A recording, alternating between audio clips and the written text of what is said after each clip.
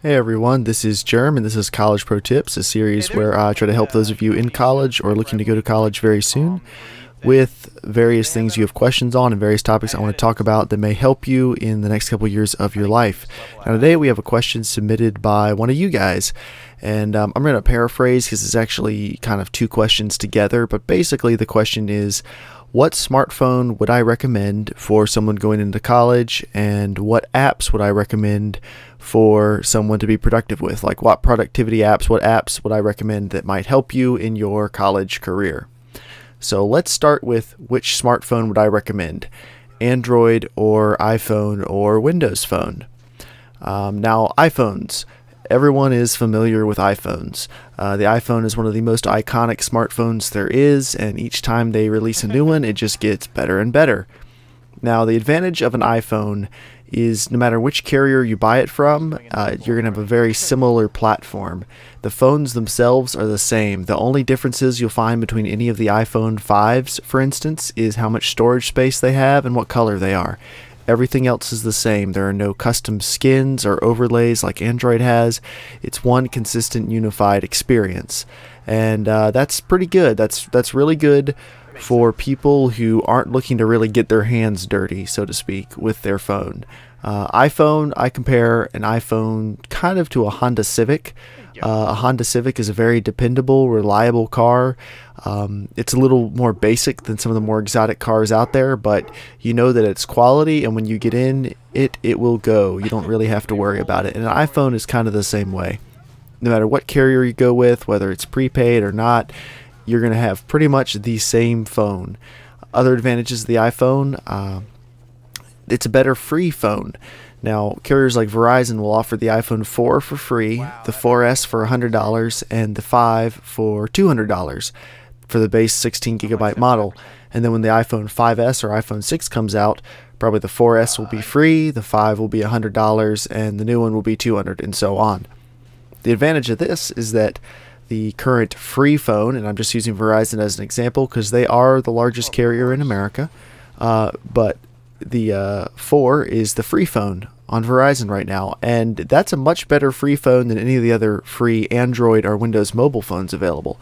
And part of that reason is iPhones have been around longer. Apple has been making kind of the modern era of smartphones. They started making them a little bit before Android or Windows Phone did, so they're just a couple years farther along. And some of the other phones like Android and Windows Phone, they have other advantages that they've been doing for longer too. But in this one particular case, iPhones, their free versions, their older versions are going to be a little bit higher quality. They also tend to have better cameras. Phones like, I have a HTC Droid DNA, an Android phone. It has a technically really great camera, but the software they include with the camera, or the firmware that makes the camera work, really sucks. All my images look somewhat pixelated and washed out, and it's not because of the camera itself, it's because of the software and how it uses it. And Apple has always done a really good job of making their phones cameras really good compared to everything else out at the time. And now I would say an iPhone 4S or an iPhone 5 is very comparable to a point and shoot camera, and certainly more convenient because you tend to have it with you all the time if you have a smartphone. So that's what I would consider to be the big main advantages of the iPhone. Disadvantages, well, there are tons. You may have noticed this because I just said my phone was an Android. I don't have an iPhone. If an iPhone is that great, why don't I have one? Well, for quite a few reasons. But I'll get to those when I talk about Android. It's more about what Android does right than what Apple does wrong. But one of the things I think Apple does do wrong is they tie their phones to iTunes. iTunes is a really crappy program, and every time they change it, some parts get better and some parts get worse. But the main thing I don't like about iTunes is it is inconsistent. To update your iPhone, to load things onto your iPhone, pictures, videos, things like that, you will have to go through iTunes at some point. This includes software updates for your iPhone, anything like that. And of course this applies to iPads as well. You will have to go through iTunes. And if iTunes doesn't work for some reason or doesn't want to update, you can't update your phone, which I think is really stupid. As an example, I mean, I've done this with multiple people, so this isn't just like one time it broke and that really sucks. I'm not being bitter or anything. This is a real problem. But as an example, my sister has an iPhone and she has a laptop, and her laptop kept trying to update iTunes, but it kept failing out for whatever reason. And because iTunes was failing out, she couldn't update her iPhone or her iPod Touch, so she couldn't load some newer apps onto it that she wanted to use. It just flat out wouldn't work. So it took me about 2 hours to get iTunes scrubbed off and reinstalled on that computer properly because it was just broken. iTunes just sucks. So that's one of the main reasons I don't like iPhone. But for some people, that won't really be a problem. So, you know, that's kind of up to you. Now, I have an Android phone. The reason I like Android is because there's a lot more choice. If you want a phone with a 5-inch screen like mine, they have them. If you want a phone with a 3.5-inch screen, they have those. If you want one with a slide-out keyboard, if you want one that doesn't have a slide-out keyboard, if you want one that's super thin, if you want one with a very large extended battery, there is an Android phone that will cater to you. There's a lot of choice, and I really, really like that. Now, because there's a lot of choice, there are also kind of a lot of crappy choices too, and you have to do your research, read reviews, things like that. There are definite Android phones that I would not recommend buying, and rather than list all of those, I would say the ones I definitely would recommend are more the carrier flagship phones, and even if it's a year or two old, if it's one of the carrier flagship phones that was really popular when it came out, it's going to be a good phone. For example, on Verizon, the Samsung Galaxy Nexus is updated with the latest version of Android 4.2 Jelly Bean, and it is a great phone even now, and you can get them for probably around $50 from Verizon, maybe cheaper from other sites, and that's a really great phone that I would very highly recommend. Other great phones are the Samsung Galaxy S2, S3, the Droid DNA, the Motorola Razr, Razr HD, Razr M, Razr HDM. I'm not sure if that's actually a phone or not. They have a lot of little contractions and I don't remember. But anyway, those are all really good phones, so I would highly recommend those. Basically, if you're looking for an Android phone, you want an Android phone running Android 4.0 or newer. And they kind of they give little code names to their operating systems corresponding to desserts. So Android 4.0, I believe, is ice cream sandwich, and it is really, really good.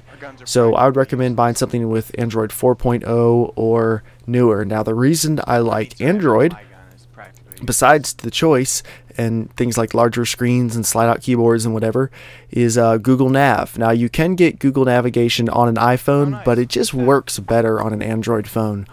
Things like if I do a Google search on my desktop, which is logged into my Google account, you know, for an address of a place or directions to some place, when I get in my car, there's a little tab already open on my phone, and I just tab over to it. It says, do you want to navigate to that address you were just looking at on your computer? I say yes. It starts navigation. As soon as I get there to the location, it says, whenever you're ready to go home, just press a button and it'll navigate you home. It's just really, really easy and simple to use the way everything Google related works together.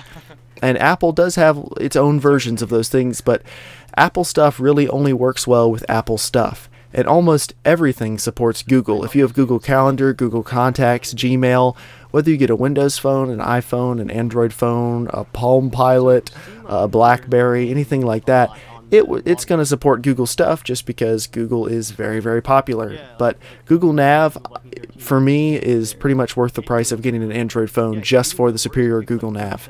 And Google phones are simpler to modify. If you want to root your phone, which is kind of modifying it so you can install your own version of an operating system, you can. Now, that's something I don't recommend you get into unless you're, you know, slightly technically savvy, or you want to be more technically savvy, because it can get pretty complicated pretty quick. So I'm not recommending you just run out and do that. But if you're looking to make major modifications to your phone, you can certainly do that with Android. You can do it with iPhones, but it's a lot harder. And all I'll say briefly on Windows Phone, full disclosure, I don't own a Windows Phone, and I don't know anyone who does. My only experience with Windows Phone comes from using them in a store and using Windows 8. Windows 8 is a big departure for Microsoft from the way they've done things for the past couple years, and one of the major improvements they've made is their desktop operating system is more closely tied to their mobile phone operating systems.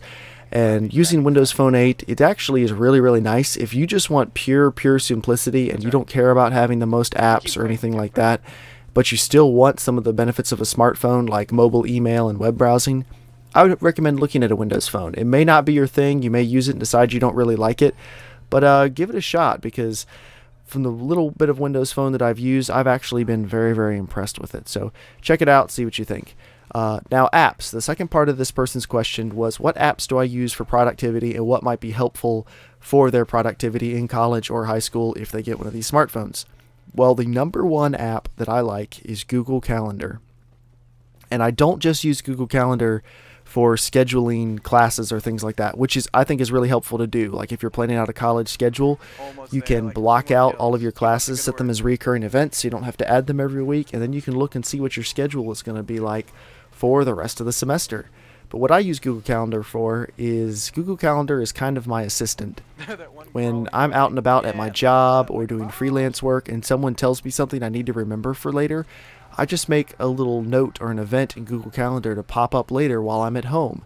And it treats it like an event, but for me, it keeps me from having to write things down and having to remember as much when I'm out and running around. So I'll be sitting at home on my computer and I might have 3 or 4 notes pop up each evening telling me that I need to finish some graphics project and send to somebody, or I need to look up a piece of information and give to someone else, or something like that. Google Calendar does it all for me, and whether I'm on my work computer, my home computer, my phone, or even my iPad, Google Calendar is synced to all of them. Google Calendar works with my iPad, my phone, my computers, everything. It's awesome. I highly recommend it. Another app I really like is I like listening to things while I work. Unless I'm writing something where I have to be thinking about specific words, if I'm doing other types of work, I generally like to have music on or podcasts or something just to keep my mind occupied and to keep me focused and to tune out background distractions and noises. And there are 2 apps I use for that. For podcasts, I use Dog Catcher, spelled DOGGCATCHER.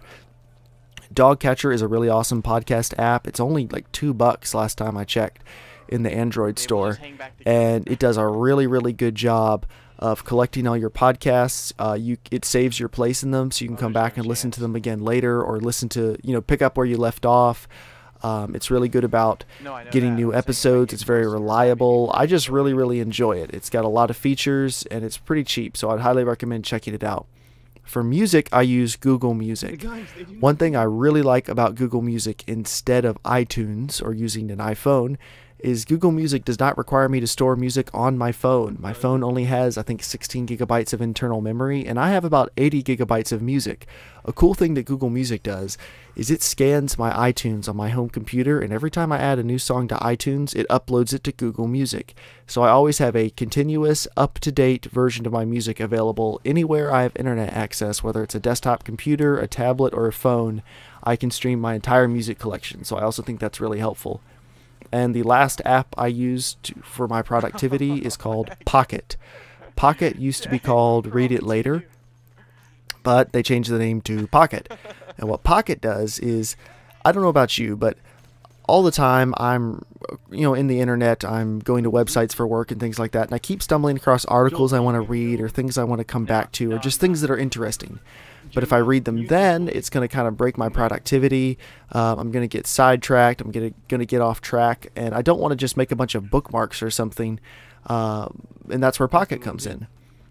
You can get plugins for any of your web browsers.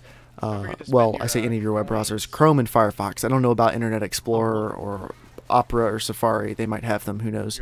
But in Chrome and Firefox, I have my Pocket account logged in. And there's a little button in the address bar of each page, and anytime I see an article or something I want to look at later, I just press the Pocket button and it saves it to my Pocket account. And then I open up the Pocket app on my phone or my tablet or my computer, and the article is there. It doesn't save it as a web page. It actually saves just the text and pictures, so it's a lot easier to read on smaller screens. It's a very nice layout, and I can just read through it, read the article whenever it's convenient, and then I press a little checkbox and it removes that article. It marks it as read and removes it from all of my devices. So anytime I'm out and about and I've got a couple minutes to kill, like I'm on a car ride, not when I'm driving of course, but I'm in a car ride, or I'm waiting for something to finish rendering or anything like that, I can just whip open my phone, open up Pocket, and be reading articles and things that I saved to look at later. So it's really helpful for catching up with news or entertainment or things like that, and it keeps you more productive while you're actually working. So those are the apps I like: Google Calendar, Dogcatcher, Google Music, and Pocket. I know this has been a pretty long episode, but I think it's something I'm really passionate about, something I'm very interested in. So if you have any future questions, or further questions I should say, feel free to contact me. I'll do whatever I can to answer them. And everyone else, thank you for watching. As always, if you have any questions, send them in to me, and I'll do what I can. Have a great day.